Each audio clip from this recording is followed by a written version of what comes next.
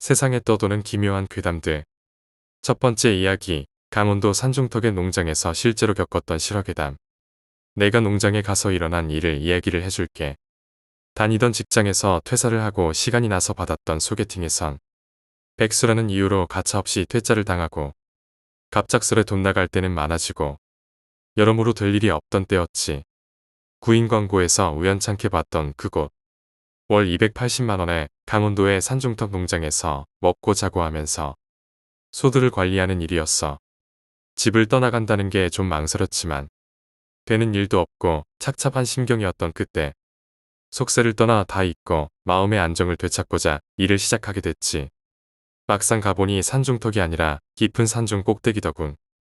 밤이 되니 주변에 불빛 한 점 없었지. 거기에 전기가 들어온다는 게 신기할 정도였으니까 말이야.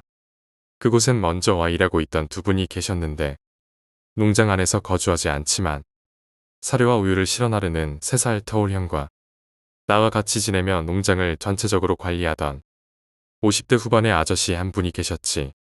형도 착하고 재밌는 사람이었고 그 아저씨분도 강원도 사람이라 그런지 아주 인자하시고 좋은 분이셨어. 좋은 사람들과 숲의 향기를 느끼며 자연인으로 돌아간 기분이랄까. 좋게 말하면 숲의 향기. 팩트로 말하면 그냥 소똥 냄새였어. 처음 올 때부터 느낀 거지만 까마귀가 어찌 그리도 많던지 전체적으로 무언에 스산한 기분도 들고 소화개들이 왠지 겁에 질린 듯한 눈빛에 괴리감도 있었지만 몇 주 지나서는 그것도 다 잊고 모든 게 만족스럽기만 했었지. 시도 때도 없이 우러대는 까마귀 떼들만 빼고 말이지. 그러다 어느 날인가 소들에게 사료를 먹이고 씻고 TV 좀 보다 자야지 하는데 아저씨가 술이나 한잔 하자는 거야. 술은 별로 안 좋아하신다더니 웬일로 먹자고 하시는 걸까. 나야 마다할 이유가 없었기에 냉장고 귀퉁이에 쌓여있던 맥주와 소주를 잽싸게 들고 왔지. 맥주로 갈증을 달래고 소주잔을 기울이면서 얘기를 나누며 마시는데 얼마나 마셨을까. 대청마루 술판 옆에서 그르렁거리며 자던 황구놈이 갑자기 벌떡 일어나 아저씨를 보고 마구 지저대는 거야. 더 충격적인 건 아저씨가 그런 황구에게 이놈의 강아지가 주인도 못 알아쳐보고 확 죽여버릴까 보다 하면서 낯을 마구 휘두르는 거였어. 참고로 황구의 나이가 15살쯤 된다고 했었지. 구들장 밑으로 기어들어가서도 계속 으르릉거리고 있고 평소 그 인자하시던 아저씨는 온데간데 없고 그때 아저씨를 말리다 나도 낯에 찍힐 뻔했었지. 그때 눈빛이 두 눈이 완전 사시가 되어서는 한쪽 눈은 반쯤 뒤집어져서 황구가 숨었던 방향을 노려보고 있었고 한 눈은 나를 보는데 동공이 완전 풀렸더라고. 나는 먼저 들어가서 잘게요 하고 무서워서 방문을 걸어 잠그고 잠을 청하는데 밖에서 아저씨는 욕을 하면서 농장을 방황하고 있었지. 주사가 저래 심할 줄이야. 다시는 같이 술 먹지 말아야지 하고 난 그대로 잠이 들었지. 다음날 아침에 젖자고 소한테 사료를 먹이려고 일어났는데 아저씨가 보이질 않았어. 혹시나 황구가 해코지 당했나 싶어 불렀더니 다행히 꼬랑지를 설렁거리면서 저만치 풀숲에서 기어나왔지. 근데 아저씨는 불러도 찾아봐도 온데간데 없고 농장 주인 아저씨한테 전화를 해야 되나 말아야 되나 고민을 했어. 일단 아저씨에게 전화해보니 전화가 안 터지는 데 있는 걸 보아 산중턱에 내려갔나 싶었지. 평소에도 부지런해서 먼저 새벽같이 일어나 산보도 다녀오고 했었으니까 말이야.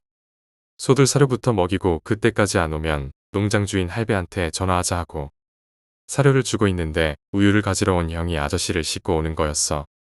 흙바닥에서 뒹굴었는지 만신창이로 자고 있는 아저씨를 어디서 데려오는 거냐고 물었더니 저기 아래 무덤에서 데리고 왔어 라고 했지. 이번이 처음은 아니었어. 산길을 올라오는 길에 이름 없는 반듯한 무덤 하나를 봤었는데 왜 거기를 가서 주무시나. 가을이라 아침바람도 드슬 텐데 술이 문제다 싶었지. 그렇게 다시 일상으로 돌아왔고 며칠인가 지나서 농장 주인 할배가 찾아왔었어. 할배는 오자마자 소들부터 둘러보더니 왜 소가 자꾸 없어지느냐고 아저씨랑 티격태격 하는 거였어. 전에 주저앉은 늙은 소는 저쪽 구덩이에 묻었고 새끼 젖소는 죽어서 태워버리지 않았습니까. 그거랑 몇 마리 죽었던 거 빼면 288마리가 맞는데 왜 자꾸 억지 말씀을 하십니까 어르신이라고 말하는 아저씨와 막무가내로 소가 없어졌다는 주인 할배는 한참을 실갱이 하다 돌아갔고 억울한 듯한 아저씨는 분에 겨워 오늘은 농장을 비우고 시내에 나가 밥이나 먹자고 하시더라고. 덕분에 간만에 세상 구경 좀 하고 배불리 밥 먹고 농장에 돌아오다. 문득 떠오르는 게 처음에 여기 오기 전에 할배가 했던 말이 생각났었어. 소가 300마리가 좀 넘으니 둘이서 관리하려면 힘은 들 거라던 말. 그래서 아저씨께 원래 소가 300마리 넘지 않았었나요? 그러고 보니 3구에 있던 마른 소들이 몇 마리 없어진 것 같기도 한데 라고 했더니 너는 온 지 얼마 안 된 놈이 아무것도 모르면서 참견하지 말아라고 다소 이질적인 말투로 말하는 아저씨를 보고서는 그때부터였을 거야. 뭔가 이상한 낌새를 느끼게 된 것이. 그 뒤로 며칠이 지나고 이번엔 아저씨 혼자 방 안에서 술을 들이마시더니 또 주사를 부리면서 농장 주변을 배회하더라고. 그런 아저씨를 보면서 황구는 숨어서 미친 듯이 지저대고 역시나 다음 날 아저씨가 안 뵈길래 이번엔 내가 직접 찾아가서 봐야겠다 하고 산중턱 무덤에 가봤더니 한 손에 낫을 든 채로 무덤 옆에서 고이 자고 있는 게 아니겠어. 아니 그 무덤에 꿀 발라놨나. 왜 자꾸 거기를 기어가 자는 건지. 형에게 그 무덤은 대체 뭔데. 자꾸 아저씨가 거기서 자냐고 물었더니 잠시 머뭇하던 형이 얘기를 해주더라고. 너 오기 전에 아저씨와 같이 일하던 최 씨의 아저씨가 있었거든.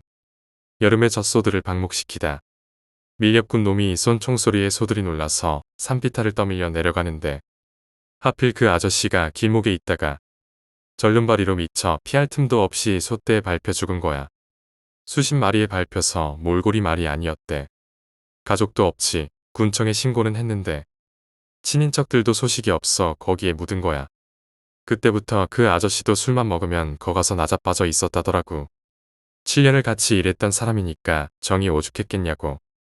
그래서 그랬었구나 싶다 생각하고 2주 정도 별일 없이 지냈을 거야.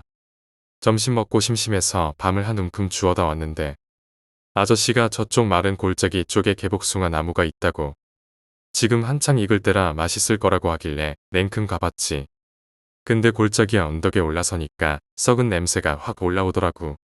왠지 모르게 내려가기 싫던 걸 눈 감고 내려갔었어.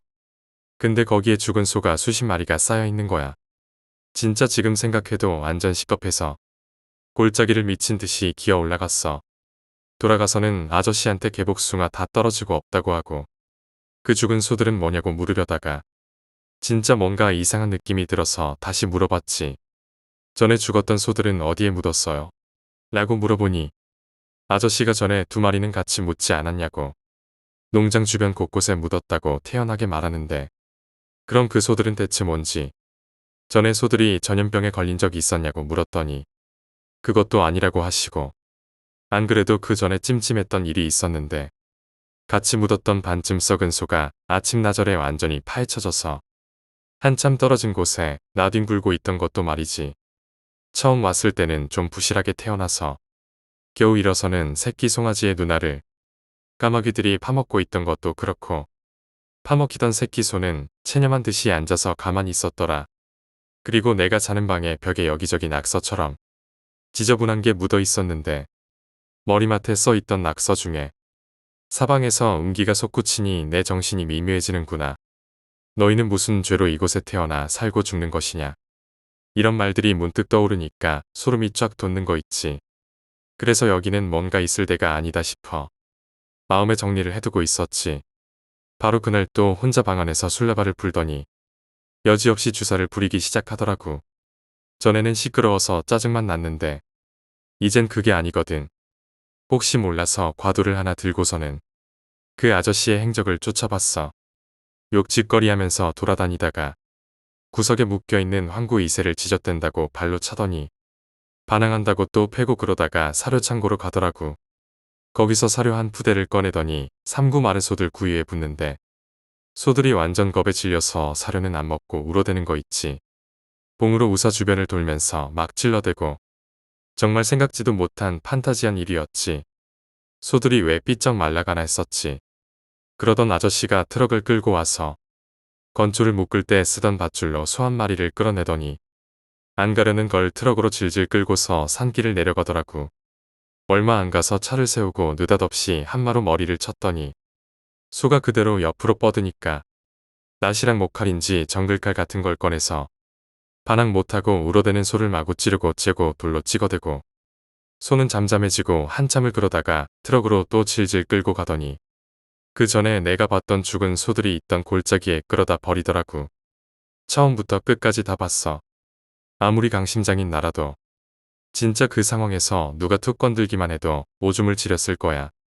그러던 아저씨가 돌아와서 다른 칸에 있던 소를 삼구에 채워넣고 차규실에 가서 태연히 샤워를 하고서는 농장집으로 내려와서 내 집 창문을 쓱 보더니 문고리를 한번 철컥하고 돌려보는데 완전 겁에 질려갖고 방 안에서 자는 척하고 있던 나는 진짜 그때의 그 공포란 이불 속에서 과도를 꼭 쥐고 덜덜 떨고 있었지.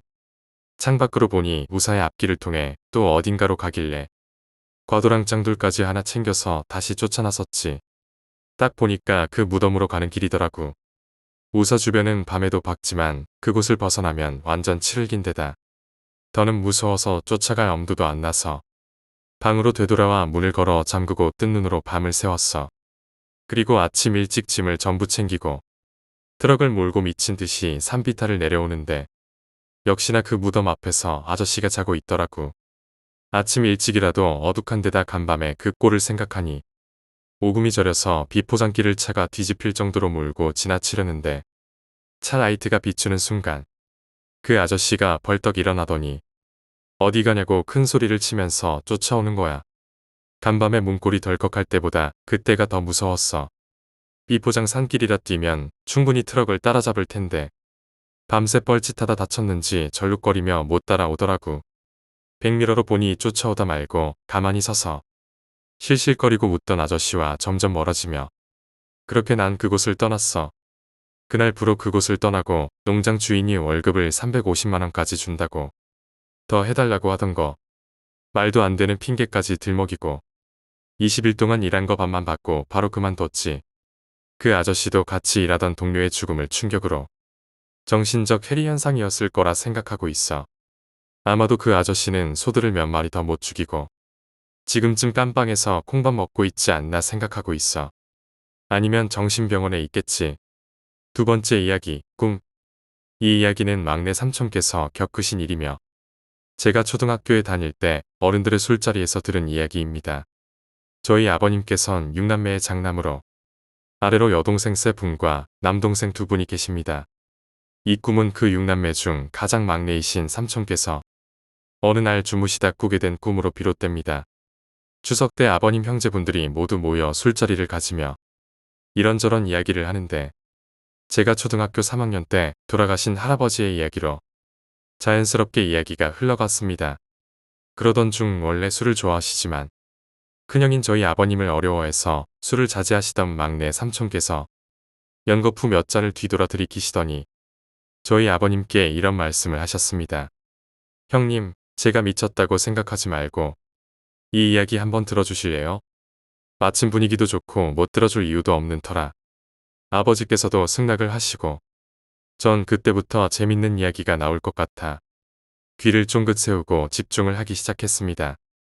여담이지만 제가 이런 직감을 한 이유는 우리 집안이 6대째 천주교 집안으로 미신을 믿지 않는 걸 자랑스럽게 생각하시는 아버님이셨지만 유독 막내 삼촌은 우리가 미신이라 부르는 무속인들을 많이 믿으시는 분이셨기에 그런 종류의 이야기일 것만 같아 기대를 하게 된 거예요.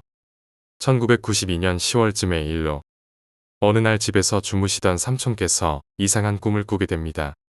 꿈속에서 막내 삼촌은 돌아가신 할아버지의 산소를 찾아가셨습니다. 그런데 이상한 것이 할아버지의 관이 묘 밖으로 나와 있는 것이었습니다.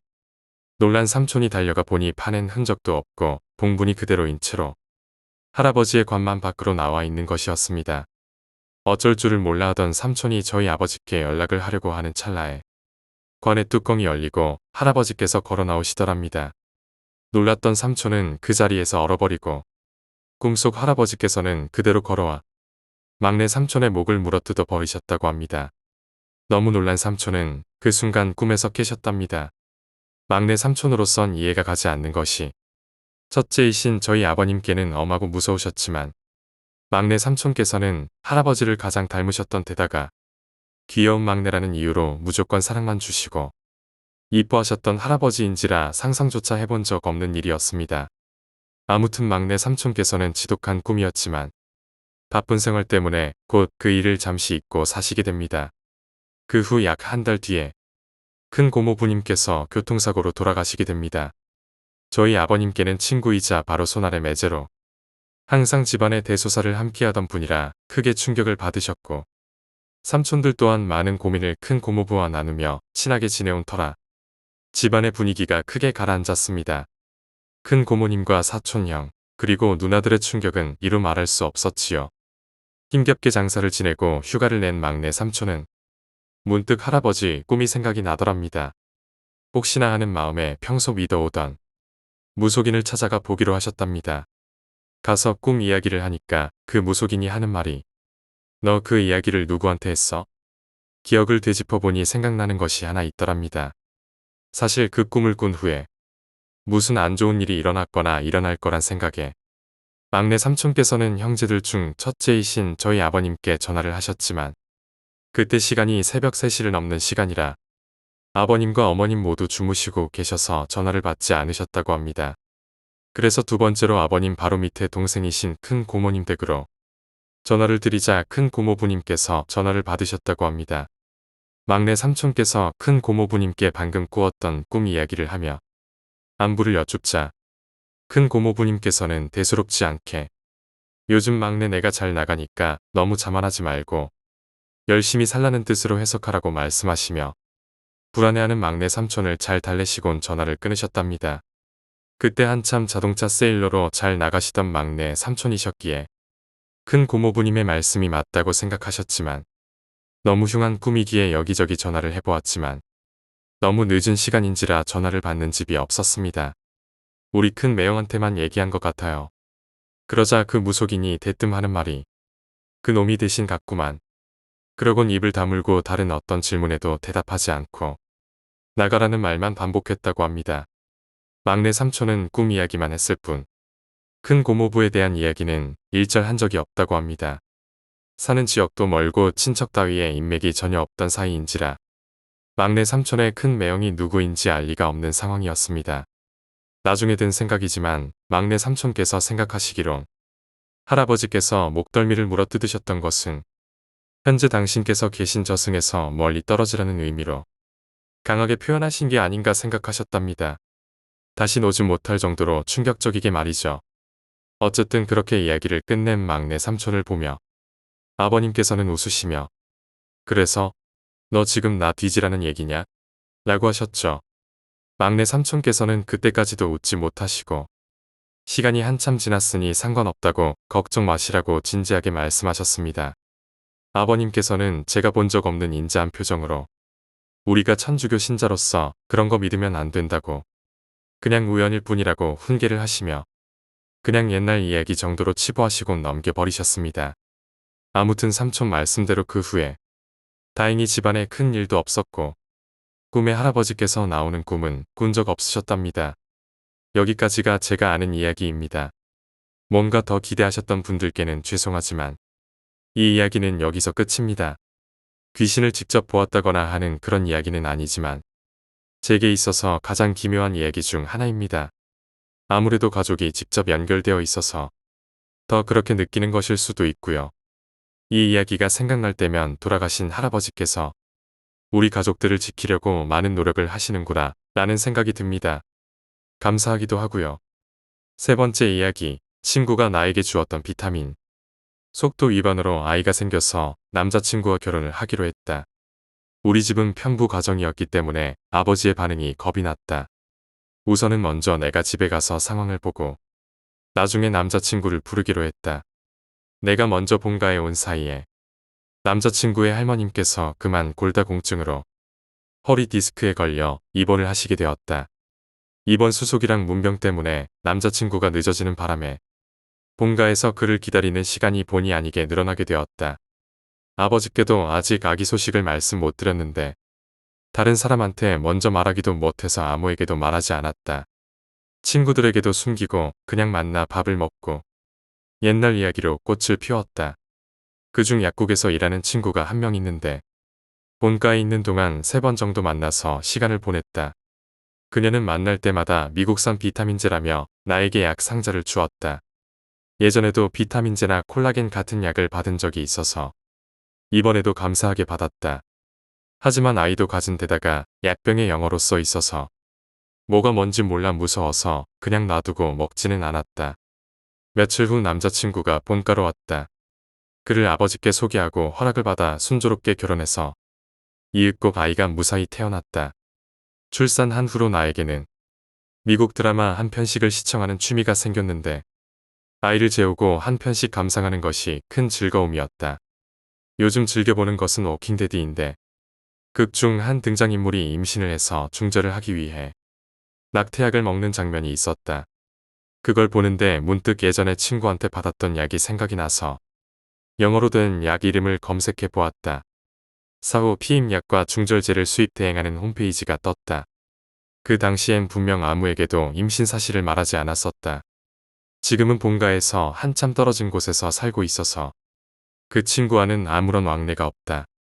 그 친구를 만날 때 분명 술을 입에 대지 않았으니까 눈치가 빨랐다면 알아챘을 수도 있지만 중절약을 비타민제라고 속이고 줬던 걸 미루어 봤을 때 아기가 있었다고 밖에 생각할 수 없어 오싹할 뿐이다. 네 번째 이야기, 귀신이 곡할 노릇. 옛날 어떤 촌에 가난한 사람이 살았다. 부부가 슬하에 자식이 없어 항상 쓸쓸하게 지내면서 부부는 함께 열심히 정성을 들였다. 어느 날 삼신선에서 그 부인이 빌고 있다가 잠깐 잠이 들었다. 그런데 한 노인이 나타나 너의 정성이 지극하니 애를 낳게 해주겠다.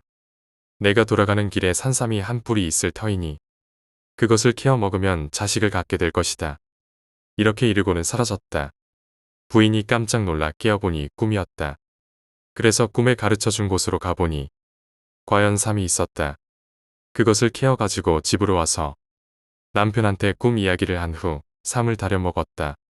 그랬더니 정말로 태기가 있어서 옥동자를 얻게 되어 부부는 웃음 속에서 세월 가는 줄도 모르고 살아갔다. 이 아이가 자라 7살이 되었기에 공부를 시키려고 서당으로 보냈다. 그런데 하라는 공부는 하지 않고 활을 만들어 사냥만 다녀.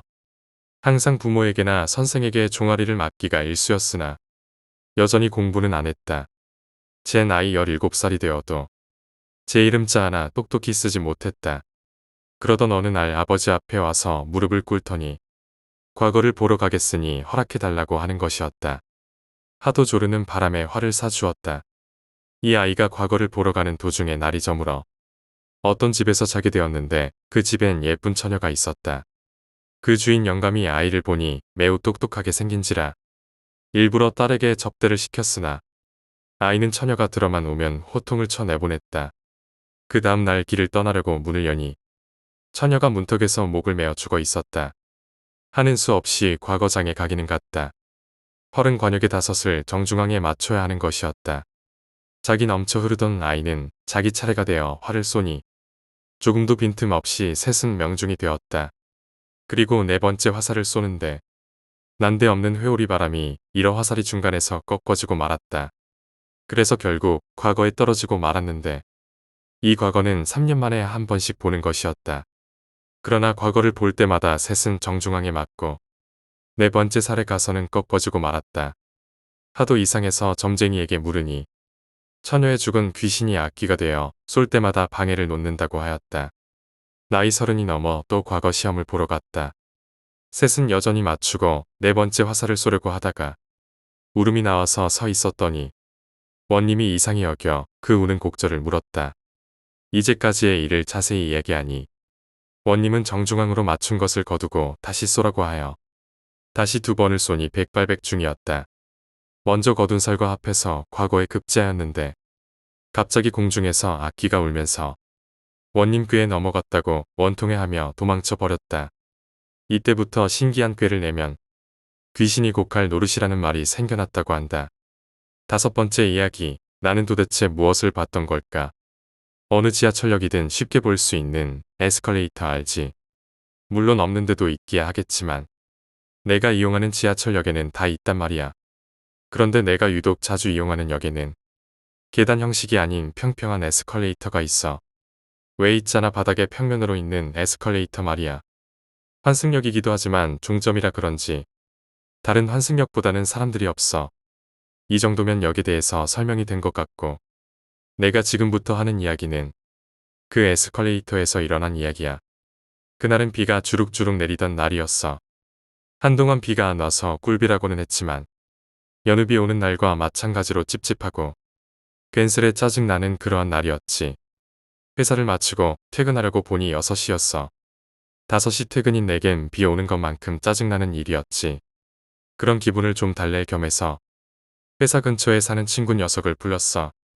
원래 비 오는 날은 부침개와 막걸리가 진리지만 그날은 삼겹살이 너무 먹고 싶더군. 그래서 둘이서 삼겹살집에 가서 미친 듯이 먹었지. 목적은 삼겹살이어서 그런지 소주는 둘이서 2병도 못 먹었지. 어쨌든 이런저런 시덥잖은 얘기들을 하고 보니 9시가 좀 넘었더라고. 친구 녀석의 여자친구 소환 전화에 안절부절하며 빨리 자리에서 일어나기를 권하더라고. 얄밉긴 했지만 어쩌겠어. 다음 날이 주말도 아니었고 출근해야 하니 나도 이 정도 선에서 만족하기로 했지. 지하철을 타고 자리에 앉아 꾸벅꾸벅 졸면서 갔지. 눈을 뜨니깐 종점역에 문이 열리고 있더라고. 놀란 마음에 허겁지겁 자리에서 일어나 내렸는데 무언가 느낌이 이상한 거야. 내리는 사람이 별로 없었던 것도 한몫했지만 지하철역이 평소와 달리 이상하니 많지 조용했어. 밖에 빗방울 소리가 안까지 들리면서 울릴 정도로 말이야. 그래도 별다른 그런 건 없었어. 그냥 대충 오늘따라 사람이 없네 하는 정도였지. 그렇게 발걸음을 재촉하고 갈아타려고 가고 있었어. 나는 환승을 해야 했거든. 그런데 아까 전만 해도 나랑 같이 내렸던 사람들이 있었는데 그 중에 환승하려는 사람들은 없는지 그 길을 나 혼자 걸었어. 그때부터 영 찝찝했어. 그건 그렇고 환승하러 가는 길에 앞서 말한 에스컬레이터가 있어. 빨리 집에 가자는 생각으로 에스컬레이터에 타는데 앞에 웬 여자가 한 명 서 있더라. 순간 다행히 나 혼자가 아니란 생각에 안도감이 들었어. 그 여자는 기다란 생머리에 연분홍색 치마 그리고 흰색 민소매 나시를 입고 있었어. 뒷모습을 보면서 괜히 앞모습을 상상하며 보고 있었지. 근데 이상하게 그 여자가 나랑 거리가 가까워지는 것 같은 기분이 드는 거야. 다리를 움직이거나 뒤로 걸어오는 제스처는 전혀 없었는데 나와의 거리가 가까워진다라. 있을 수 없는 일이잖아. 내가 앞으로 걷거나 여자가 뒤로 걷지 않는 이상 우리 사이가 좁혀질 수 없는데 말이야. 그러다 문득 깨달았지. 정말 거리가 가까워졌다는 걸 말이야. 분명히 처음 봤을 때 연분홍색 치마였다고 했잖아. 근데 그게 하얀색 치마에 분홍색 꽃무늬가 가득 그려진 치마였던 게 확인이 된 거지.